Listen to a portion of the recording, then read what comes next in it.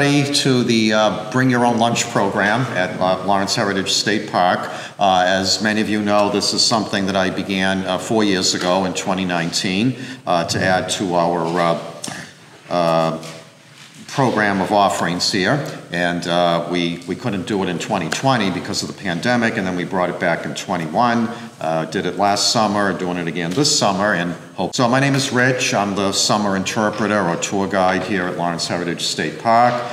Those of you who were here yesterday for the old-fashioned 4th, nice to see you again today as well, and I guess there'll be some delayed fireworks happening now tonight and tomorrow night, so to continue celebrating the 4th of July this week now. So and thank you for. And next Saturday. And next Saturday, up until this coming Saturday, there'll still be some belated fireworks going on. So it's like 4th of July week now this year, right? Instead of just one day, right? So so today, so again, thank you for coming today, and. Today's presentation deals with the mighty Merrimack, all right? So I thought for this week's topic now today that I would present a program to you on the Merrimack River. And again, those of you who've attended my presentations before, the way I approach it is with a multiple choice quiz, and then that forms the basis for our discussion after, okay? So what we'll do is, and before we get started, what we're doing today, I'm having a free raffle drawing, okay? And again, those of you who were here yesterday, it's kind of a continuation of the free raffles from the old-fashioned 4th yesterday. Today, the drawing will be for a book that was written on the Merrimack River, okay, about the Merrimack River by Dyke Hendrickson. So when I'm done with the presentation today, we'll do the drawing. You each have a free ticket, and the winner will receive this book. Everything you ever wanted to know about the Merrimack River, right, in addition to what you'll hear from me today, okay? So, all right, so, okay, all right. All righty, so, all right, so as always, you can keep score, okay, on your own. You don't have to tell me what you got unless you want to, okay? It's, okay. So if you get a good score and you want to share it with me and the rest, feel free to. If you don't end up doing too well on the quiz and you'd rather not discuss it, that's fine as well, okay? Okay, that'll be you, okay? Okay, all right. So, all right, number one. Which one of the following credentials qualify the Merrimack River as one of the most historic waterways in the United States? Okay, now, would anybody like to share their answer with us? Yeah, Arlene. D, all of the above. Yes, D, all of the above, right? Okay, so all of the above. So, yes. I knew that was the answer, but Marblehead also states that they were. Oh, yeah, okay. It's a very controversial. Yeah, okay, that's true. Yeah, Marblehead lays claim to the Coast Guard there, the beginnings of the Coast Guard as well, just as an FYI. Yeah, all right, thank you, Tom. Really? Yeah. Yeah. Although I think most people acknowledge it's Newburyport by and large, but sometimes Marblehead, yeah. I've never heard of it. Okay, yeah. Every once in a while, Marblehead, somebody will stop burying it, it'll link the news, and then yeah, but participate. yeah, but again, I think mostly it's acknowledged that it's Newburyport, so yeah. Actually, the U.S. Revenue Cutter Service. Okay. Not known as the Coast Guard. Oh, okay, U.S. Revenue Cutter Service. Oh, okay, thank you, Joe. Yes, okay, all right, yes. So, yes, so the Merrimack has been designated, in some quarters as the most historic waterway, or one of the most in the U.S., okay? So it's acknowledged by most to be the birth of the Coast Guard in 1790, okay? Appropriate place, right on the Atlantic Ocean there. It, of course, is the home of the American Industrial Revolution, right, that hydro-powered the textile mills, a la across the street, the Washington Mills, right, okay, in places like Lowell and Lawrence, okay. So And of course, in Lawrence, the Merrimack, the discovery of a technology in 1893 to produce clean drinking water, okay? Because as some of you may know, if you're familiar with local history, those of you who've been on my tours before or from your own reading, there was a lot of, in the early days of Lawrence, okay, there was a lot of sickness here in the city, okay, because basically wastewater and waste in general were being mixed in together, okay, with the water supply, okay? So latrines, outhouses, you know, were leaking into the water supply here in Lawrence, okay, before city water and city sewer were developed, okay? So a lot of people, cholera, typhoid, you know, things like that, okay? It was very unhealthy here, like in the latter part of the 1800s. So that spurred Lawrence to develop or to try to, you know, literally clean up its water supply, okay? So Lawrence developed those sand filtration beds, okay, which I believe is still on, appropriately, Water Street here in Lawrence at the base of Tower Hill, okay? So the sand filtration system that Lawrence developed to purify its drinking water actually became a model for other cities across the United States, okay? So, and that occurred in 1893. I think like 1890 or so, there was a bad cholera or typhoid epidemic here, and that's what kind of really spurred things, you know, to get going.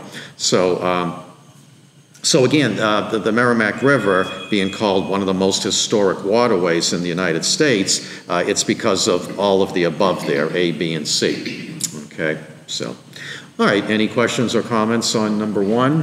Okay. All right, number two. Approximately how many people get their drinking water from the Merrimack River? All right, anybody want to share their answer with us? What's that? No, not as many as 1 million, no. 600,000, right. Yeah, about 600,000 people altogether get their drinking water from the Merrimack River. Okay. And, you know, it's not just like towns or cities that are right on the Merrimack, okay? It's others that are also like more away from the Merrimack as well, okay? So, for example, I believe in North Reading, they buy their water from Andover, I believe, you know? All right, so again, it's not just like cities and towns that are right on the Merrimack itself that get their drinking water from it, okay? It's places that buy their water from other places that are near the river, like the example I just gave you, okay? And then also from tributaries as well. There's a great, which we'll talk about, I think, coming up later in the quiz, there's a great tributary system of the Merrimack River, okay? So close to, give or take, around 600,000 people do get their drinking water from the Merrimack, okay? Is that all through, not just in Massachusetts, that's all through?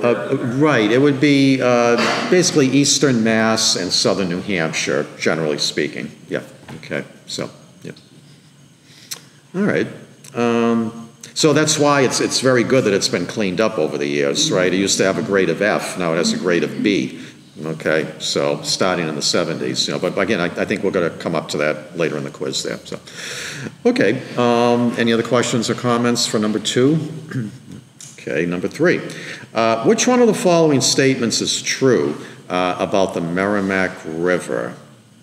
A. A. Very good, Arlene. Yes. The others, although they might look like they're true, they're false. I altered them a little to make them false, okay, and I'll explain. All right, so the correct answer is A. The Merrimack River is 117 miles long. It begins in Franklin, New Hampshire, and empties into the Atlantic at Newburyport, Mass. Okay. All right, now B might look correct to some of you, okay, because indeed, I thought they were all right. right, but right, you notice I didn't have all of the above for that one though, right? Right, okay, right, okay. Tricky Dicky, right, yes, right, right, okay. So indeed, of course, it gave rise to the American Industrial Revolution, right? We have that Mill Island out there. If you take any of my walking tours, right, you know about the Mill Island out there. So we had, you know, the American Industrial Revolution happening right out there within sight, right? Okay, and then I have here producing the third largest volume of cloth in the United States. Now that's what I altered to make it false. The first, right, right. Yes, yep, yep. All right. Numero uno. Yes. Now, B or C now might look correct, okay, because it certainly is a fast-moving river, right, okay, but I changed the number there of the millions of gallons. 2, actually, 2. Yeah, sorry, Jessica, 2. Okay, so it carries as much as 2. I added a 1 to the 2 there, okay, to throw it off, all right? But it carries as much as 2 million gallons of water per minute, okay, as it's traversing, okay? And then D might look correct, perhaps, right? Okay. On the open-ended part of the Merrimack from Haverhill to Newburyport, where there are no dams, okay? About 500. Right. It's more than 500 pleasure boats that are docked there, okay? It's actually 2,000, okay?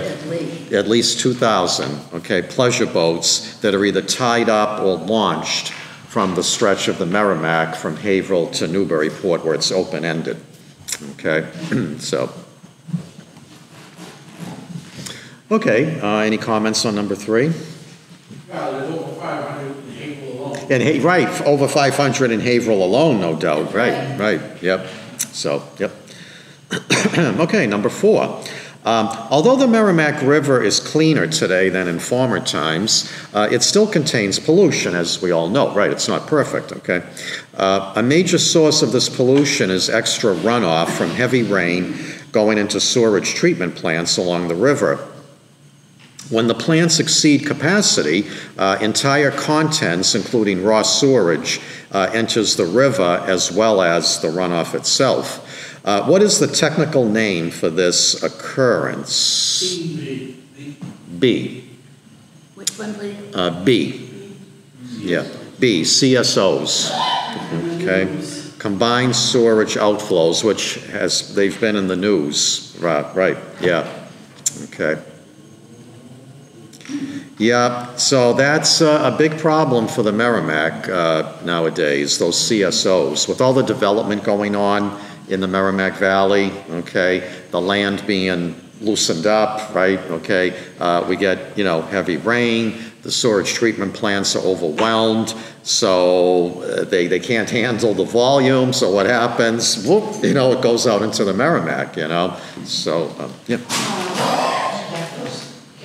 I thought, isn't Manchester, New Hampshire Yes. by far Yes. the biggest Polluter, yes, yes, yeah, perhaps even more than Lawrence, okay? Manchester, New Hampshire over the years has dumped a lot of sewerage, intentionally or not, into the Merrimack. And Nashua, actually, in New Hampshire as well, yes, all right. So even though it's been bad, like in Lowell and Lawrence, as far as that goes, actually Nashua and Manchester perhaps even more so, yeah, yeah. But, of course, you know, nowadays, and I think we're getting to this later in the quiz here, but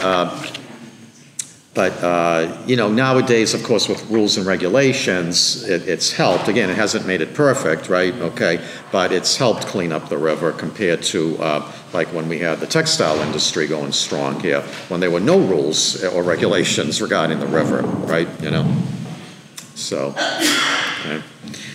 All right.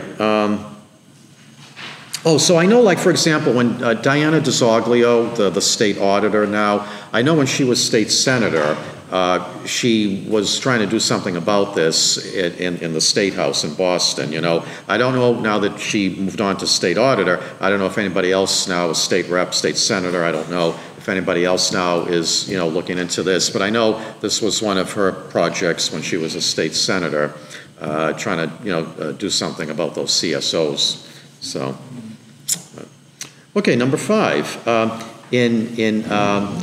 Joe, yeah, if you need some water, there's this, yeah, okay, all right. Okay, you made it. Okay, you're still amongst us here. Okay, okay. In 1849, a famous author who was among the first critics of the mills that fouled the water published a book based on a trip he took 10 years earlier titled A Week on the Concord and Merrimack Rivers. He lauded the river life that was found on the Concord River, but was critical of the mill system that was ruining the Merrimack River by putting tons of waste into it. He also wrote that dams and canals were hindering the movement of fish. Who was this famous author? Thoreau. Yeah, Henry David Thoreau. Yes. Yep.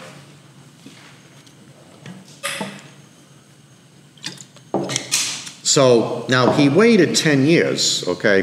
What happened was his brother John died, who came with him on the trip, died in 1842, and as a tribute to his brother John, that's what prompted Henry David Thoreau to write the book, okay, in memory of his brother and the trip they took together on the Concord and Merrimack Rivers. And I think it actually ended up being like more than a week, I think closer to 2 weeks, even though he titled it A Week on the Concord and Merrimack. I think in reality it was closer to 2 weeks, the trip, But anyway, I guess he didn't want to call it a 2-week trip on the Concord and Merrimack. So, they call it a 3-hour tour. the 3-hour tour, Gilligan's Island, right? Some of you remember Gilligan's Island there, the TV show, yeah. The 3-hour tour, yeah. And it ended up being like a new way of life for those poor passengers there, right, who thought it was going to be a 3-hour tour, right? They ended up becoming island people there in the middle of nowhere, living on an island, right, trying to survive. So, yeah, John Denver, Alan Hale, some of the other actors and actresses there, I can't remember, but I mean, Gilligan was Bob Denver, and then the captain there was Bob Hale. Oh yeah, Tina Louise was one of the passengers. Yeah, Jim Backus. Right, okay, right. What's that? Yeah, I think the captain was the actor was Alan Hale Jr. Right, yeah, okay. And so, by the way, if any of you visit our sister park, Walden Pond State Reservation, okay, I think it's off Route 2, you will see a little cabin there, okay, right? And it's a replica, not the original, it's a replica of Thoreau's cabin, okay? Thoreau, for a little over 2 years, lived at Walden Pond, okay? And he built a little cabin there. He liked the atmosphere there, nice and bucolic, the pond was there, still is there.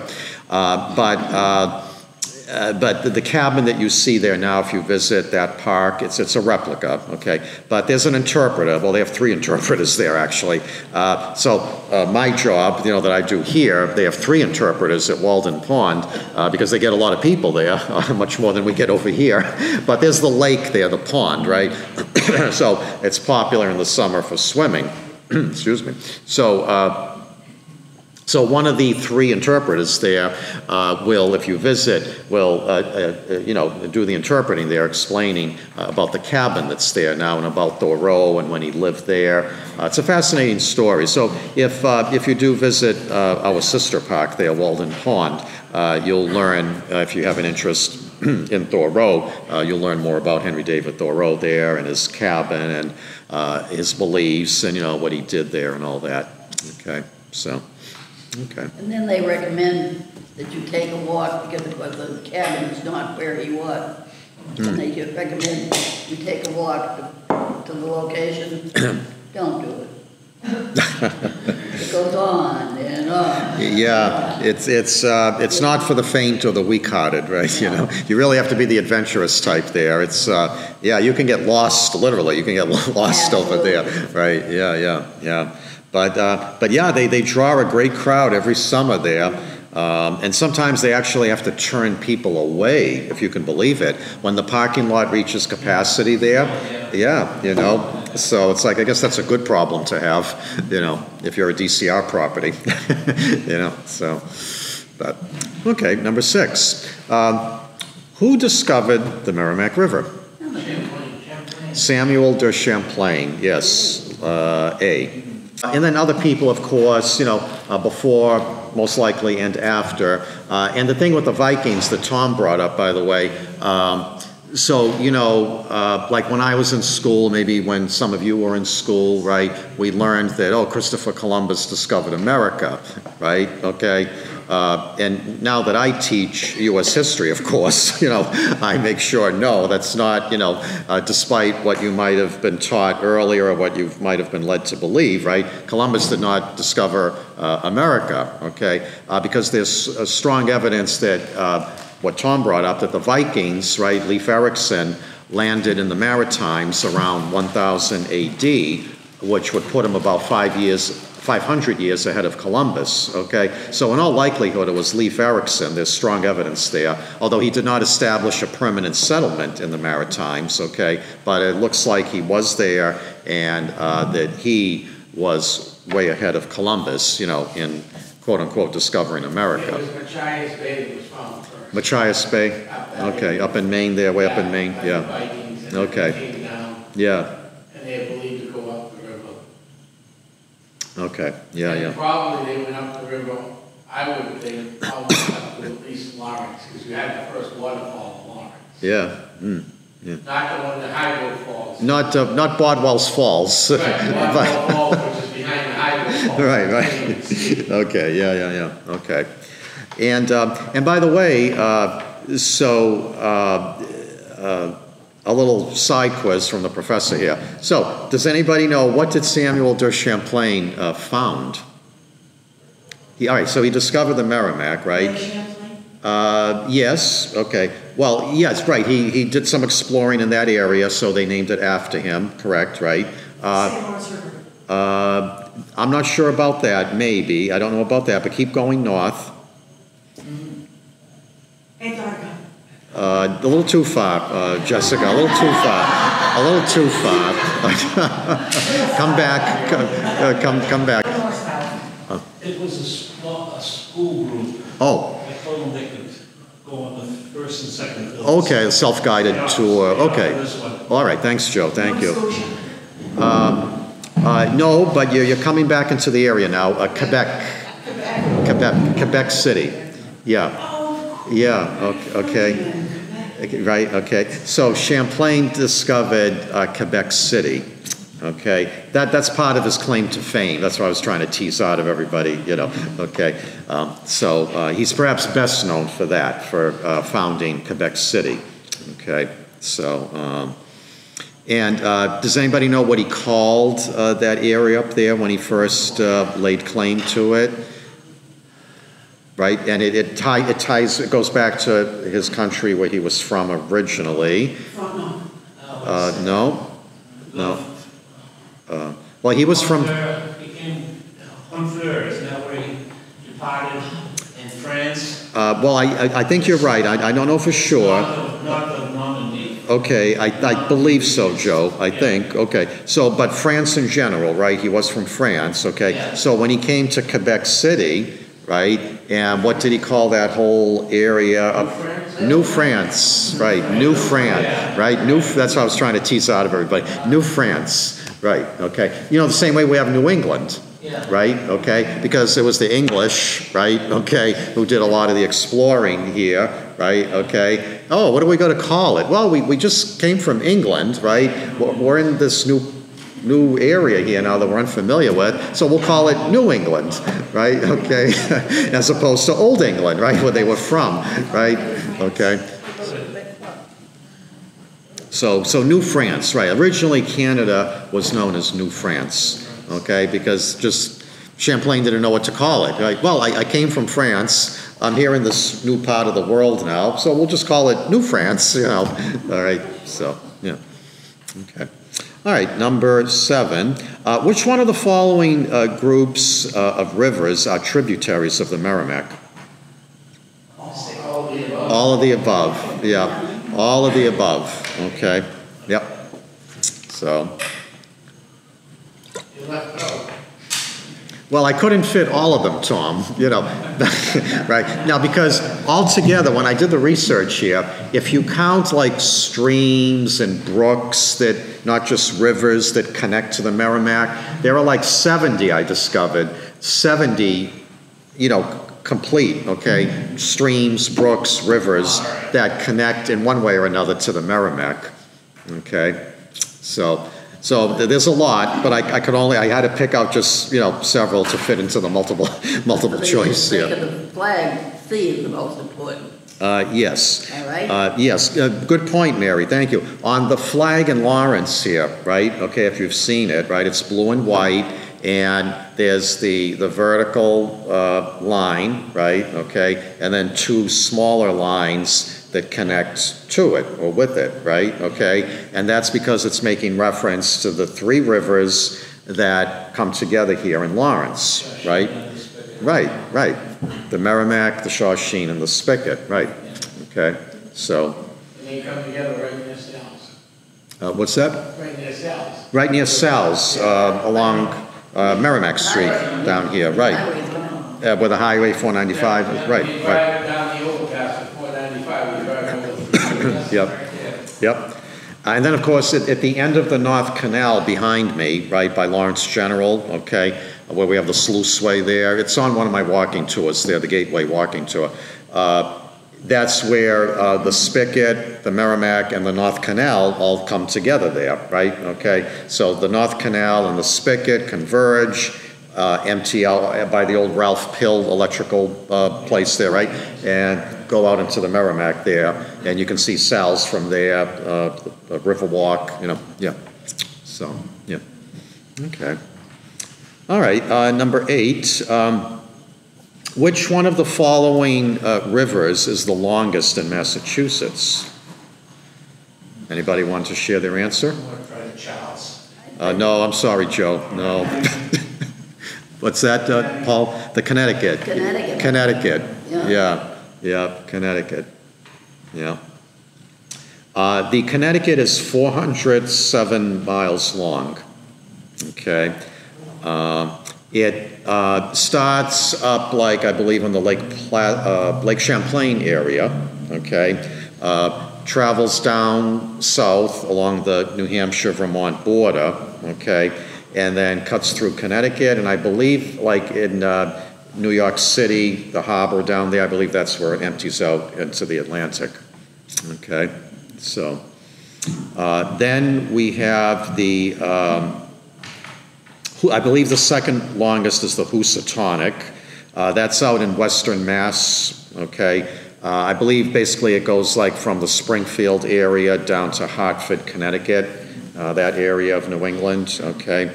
And then the third one would be the Merrimack, okay? Franklin, New Hampshire. It's in Newburyport, Mass, 117 miles. And Joe, actually the Charles out of the choices there is the shortest. That's 80 miles long.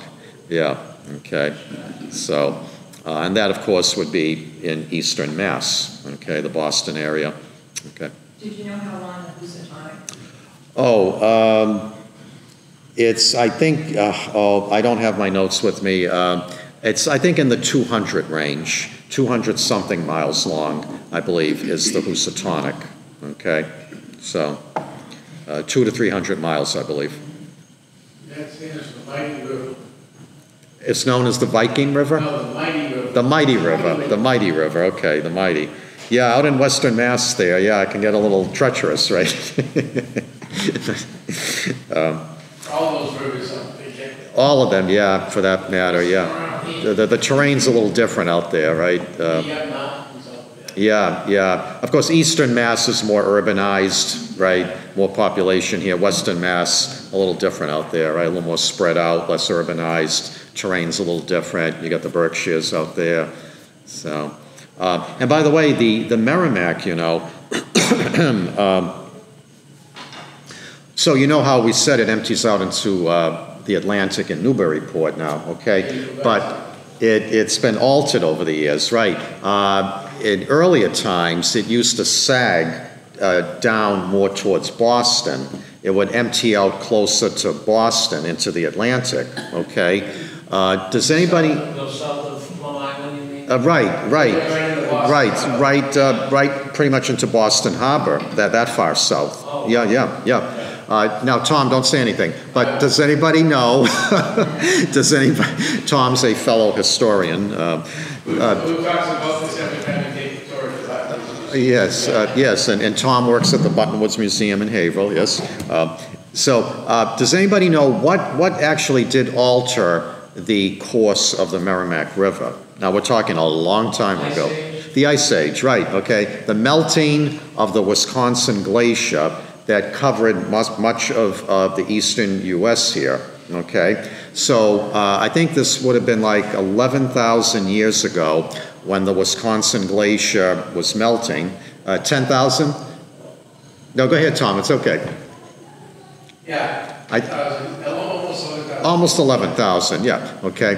When it began melting, it altered the direction, the course of the Merrimack River. All the deposits, you know, there was all the sediment there once the ice was melting. The sediment that was being deposited with the melting of the glacier, that's what formed a lot of the topography here in New England, okay? Like the drumlins, right? Probably like the one in Chelmsford, I think. Yeah. Okay. The melting of the ice formed those drumlins, like you have that Drum Hill Rotary in Chelmsford.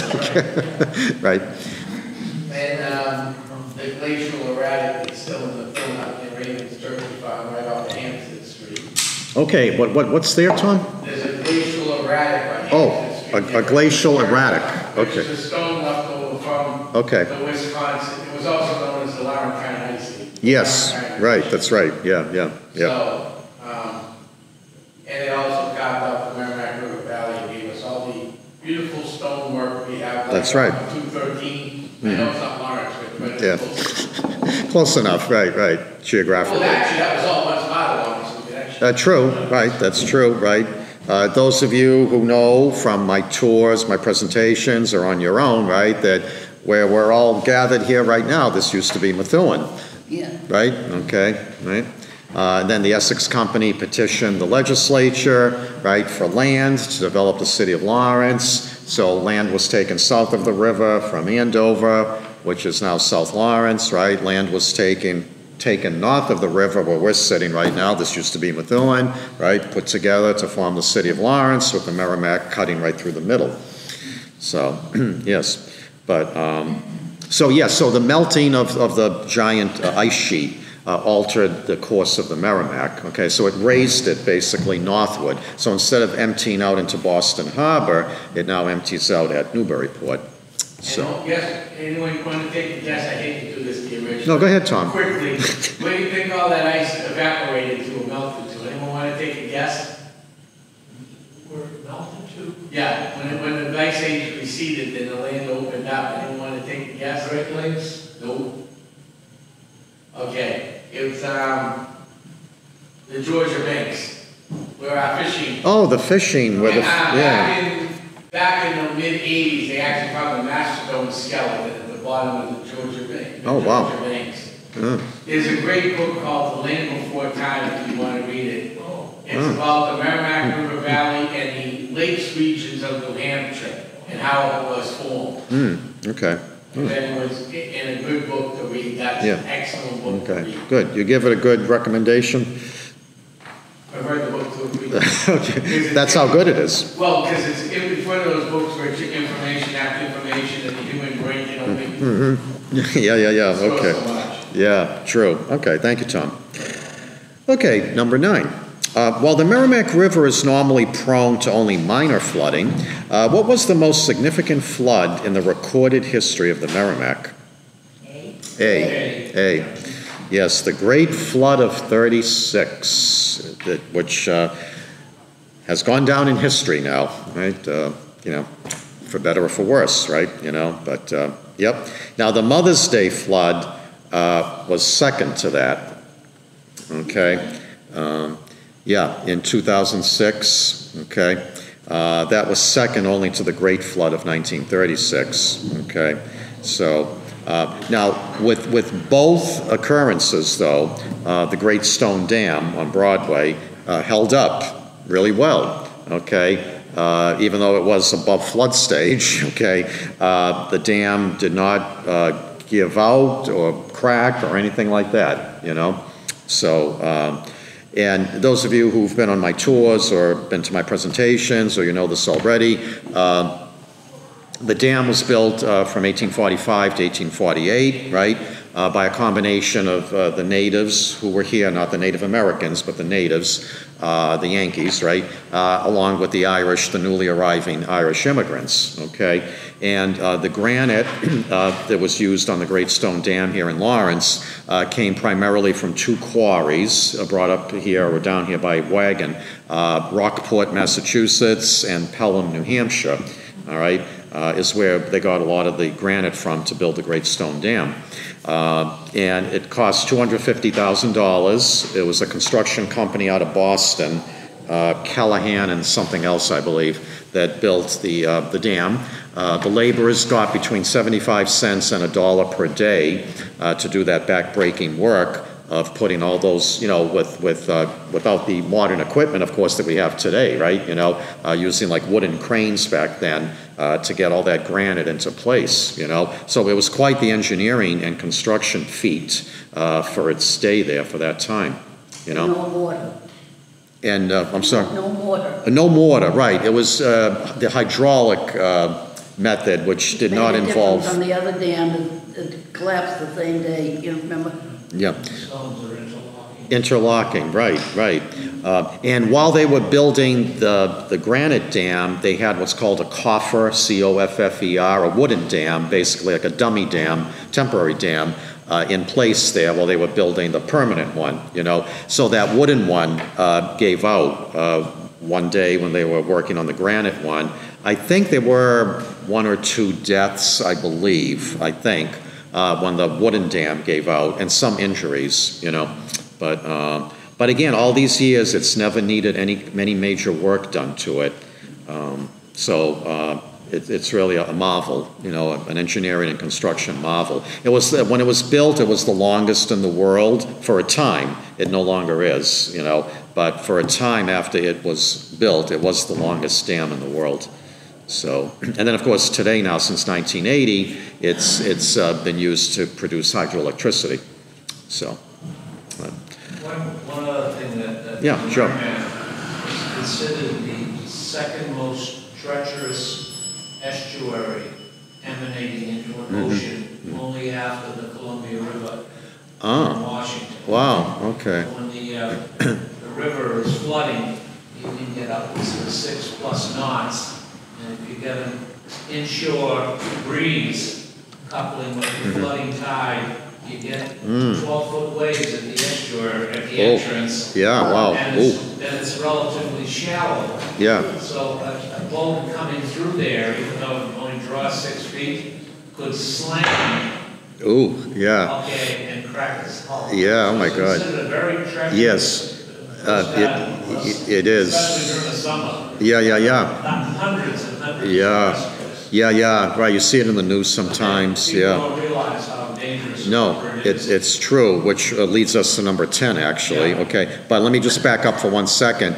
On number 9, okay, C, the New England hurricane of 1938. As you may know, nowadays they name hurricanes, right? Male and female names, okay? Now, back then in 1938, when we had the 38 hurricane, they had not yet begun naming hurricanes, okay? So it was only simply known, in case you're wondering why I worded it like that, it was simply just known as the New England hurricane of 1938. No Abby or Mary or Philip or Jonathan, right? Okay. Right. Okay. So, yeah. If you live through it.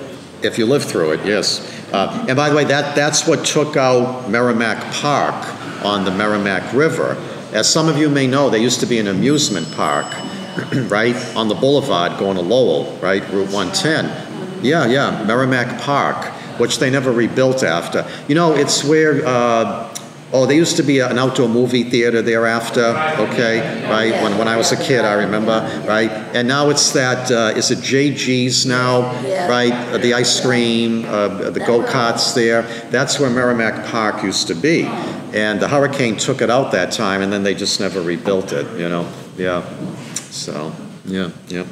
Okay, so now the segue, what Joe was telling us there, into number 10, okay, the name Merrimack is derived from the Native American Merrimack,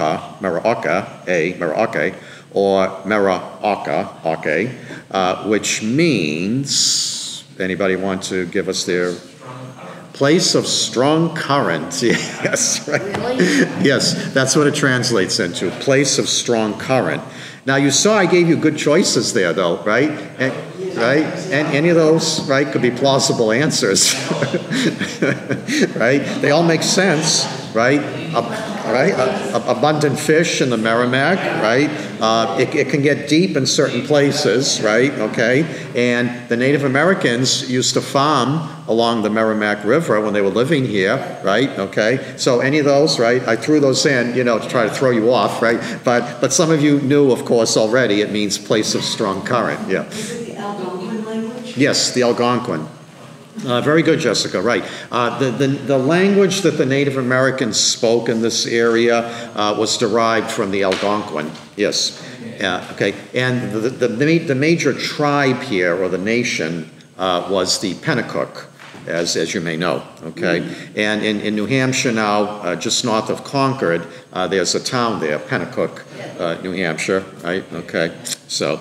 but yes, see, when the Native Americans were inhabiting the local area here, they were not living in teepees here. They were living in wigwams. There's a difference there, right? Okay, in villages, and they did not. And this is kind of a misperception that people have sometimes.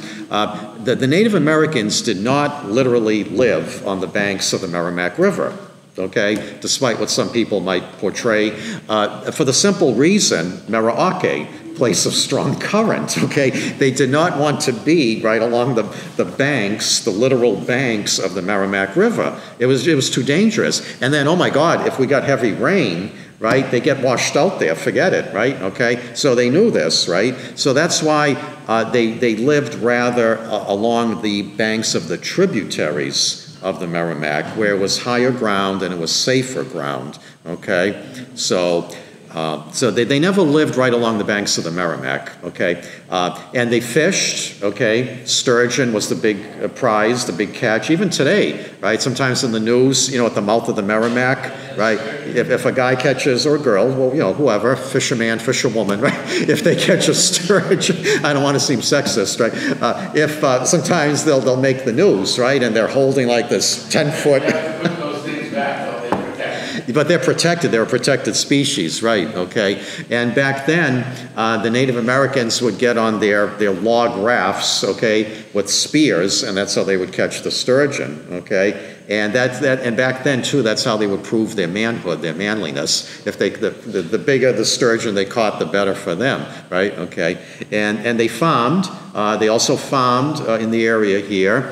And this is something, a lot of this stuff, a lot of this information you heard from me today, you would hear on my boat tours. Those of you that have taken it, you know. So the three main crops here that the Native Americans grew and lived on were beans, corn, and squash. That was a big part of their diet. Diet meaning the food you consume every day to stay alive, okay? And then, of course, that was supplemented by the fishing in the Merrimack, right, with the spears, and also hunting in the nearby woods as well. Okay, so they really, as you may know, the Native Americans really did live off the land and the water too, for that matter, we could say. Those are known as the Three Sisters, The Three Sisters. Okay. because they grew them together. Yes. The Okay. beans, the corn. And the squash. Yes. Right. Those of you that do gardening, right? Good point. You may know what. I thought that was the big deal. Yeah. And that, you know, where, what's the new park they put up there? That's where they live. Ferris Park at the end of Canal Street. Yeah, Yes, they probably was some inhabitation there. yeah. Probably. Yeah. Yeah. That's where where Two Rivers meet anyway. They were picking them, Yeah. Yeah. at the end of the spigot, I thought that's where they lived. No doubt, they lived there. Again, a tributary of the Merrimack, you know. And also at the beginning of the Mill Island, where Ferris Park is now, that was where the first Lawrence experiment station was there for the water, okay? And the Essex Company, that was the location of their first headquarters, the founders of Lawrence, okay? Then they moved into 6 Essex Street, which is now the Lawrence History Center, okay? But for a while, or at the beginning, they were on on Island Street there at the beginning. Yes. Island Street, yeah. Ferris. And then, and Ferris Park now, by the way, that there used to be a foundry there, as some of you may know if you know your local history, okay? A lot of the castings that were needed here in Lawrence were made at that foundry, okay? So in the early 2000s, when they cleaned up the site there and turned it into a park, which I believe is Lawrence's newest, or one of the newest parks, non-traditional, but one of Lawrence's newest parks, right, okay? It's non-traditional because if you take my Gateway District walking tour, right, what do? We go down that way, we go through the Cunhat Mill, I show you the inside of the mill there, and then we continue down Island Street, and we end up at Ferris Park, right? And those who are up to it, you don't have to come to the top with us, but those who are up to it, when we do this tour, it's 25 foot high. So when they cleaned up the park, they gathered up all the soil there, they created that big mound that you see now if you come in from 495 and Marsden Street to Canal Street, right? And that's the park there now. So there's no tennis courts, there's no children's play area there, but what it is, there's a circular, like a lighthouse, so we walk around the path, we get to the top, all right? And on a nice day like today, there's gorgeous views all around, north, east, south, and west of the surrounding area, you know? So that's my Gateway District walking tour. So it's a park and non-traditional, but, you know, and there's some picnic tables there, you know, and then you have the sluiceway right there. There's the end of the canal, right, where the spigot, they come together, empty into the Merrimack, and a nice sight to see there, you know, and I do some explaining around there as well. But getting back to number 10 here, a place of strong current. The Native Americans knew this. They adjusted accordingly, their lifestyle here, you know, okay, living along the tributaries rather than the Merrimack itself, you know. So, and they made use of the land, made use of the water. When the English settlers and the European settlers came into this area, at first they got along with the Native Americans, okay, but in time, the Europeans, English and Europeans, as time went on, wanted the land. They didn't want to share it anymore with the Native Americans like they had been, you know. So pitched battles began now.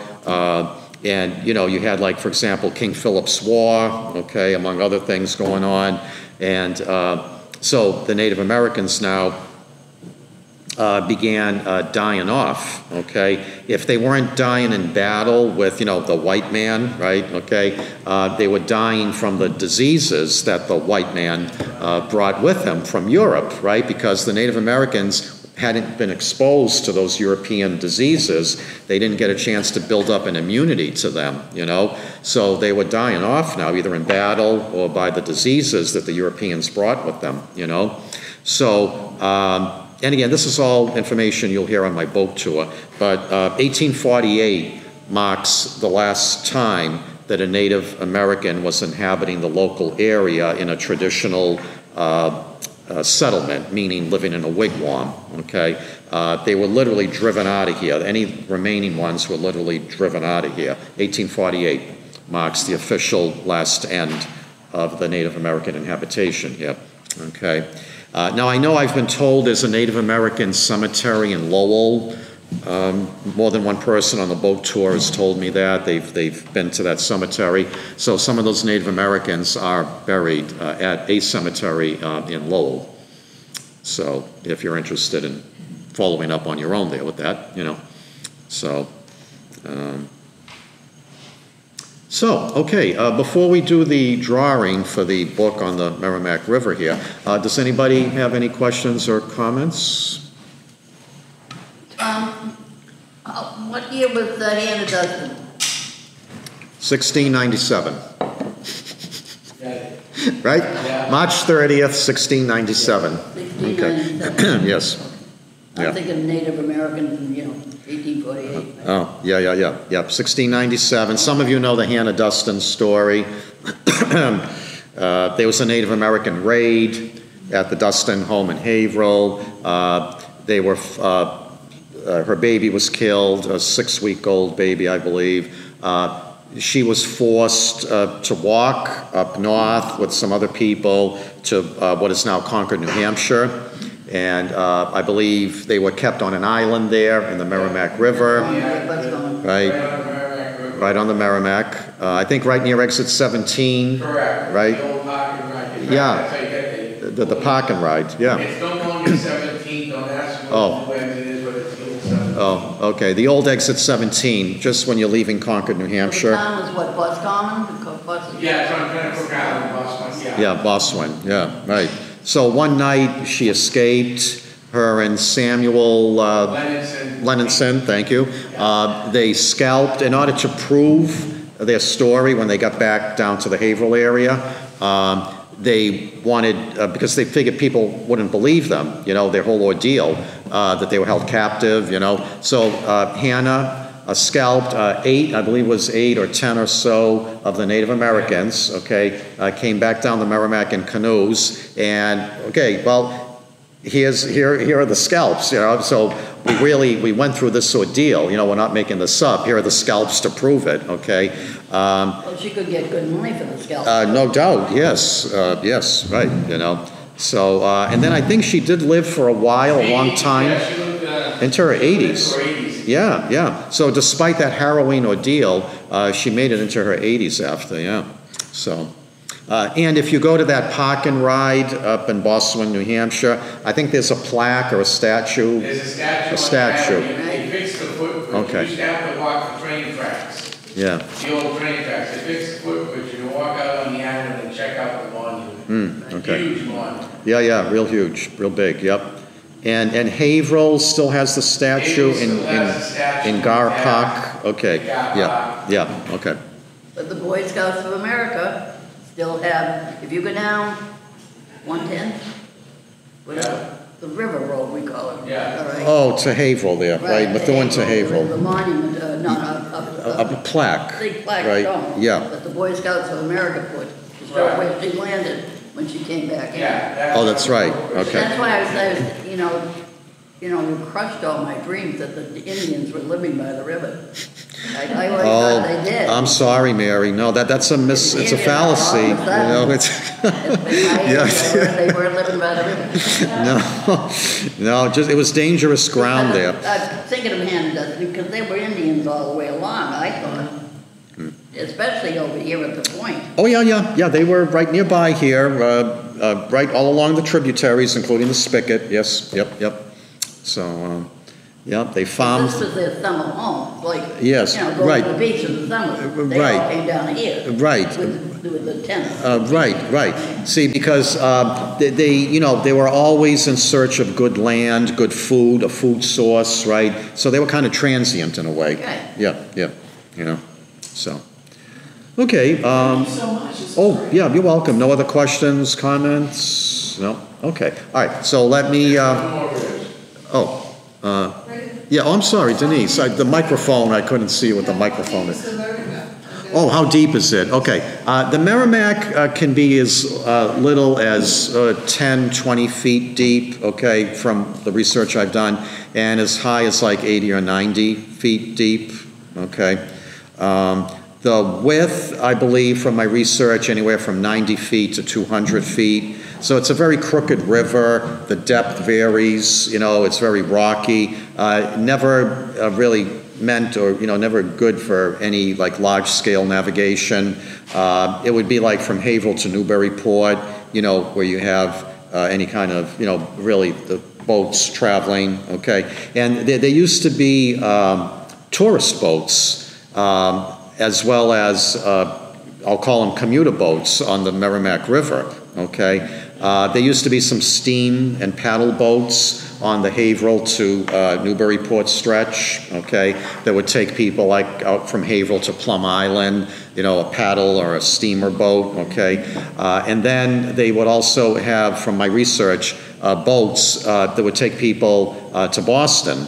Now, of course, you couldn't do it because of the dams here in Lawrence and Lowell, so I imagine, you know, from like Haverhill, Newburyport, you know, then out into the ocean and then down to Boston, okay? But my research showed, yeah, that there used to be boats taking people from this area down to Boston. They used to, before the breaks with the dam, they could get up the river during high tide to about Bethune. Okay. Where she's talking about on 110, where the old Dust Rest area is, south of that, so probably closer to Lock Haven Antiques and the driving range. It really gets shallow there. There's only, in the summertime, it's a path only about yay wide. I've actually crossed the rocks there during the drought, but there's a path about maybe 5 or 6 feet. If you felt like jumping it, there's only about 12 feet there. You're not taking a boat through that, but you can walk right across the river right there. Yeah, literally. Well, they also had a boat from North Andover over by the, we used to call it the training school, I don't know what they call it now. Right. Anyway, But North Andover right across the river there, during when where the highway is. Right, but during when the river was up, because you can't make that rocky bend in Bethune unless the river's up. Okay, yeah, okay, good. Which means the river wasn't very deep, you know. No. Yeah. But the current was terrible. But the current, right, the current is still very bad, fierce, yeah. And it can be misleading sometimes, deceptive. And some people have found out the hard way over the years, injuries or even deaths, you know, thinking, oh yeah, it looks fine, you know, and oof, they're gone, you know. So, yeah, but, okay, anything else? Nope. So, all right, so thank you all for sharing your stories with me. I hope you enjoyed my stories. I hope you learned something. Good, thank you. Yep, thank you.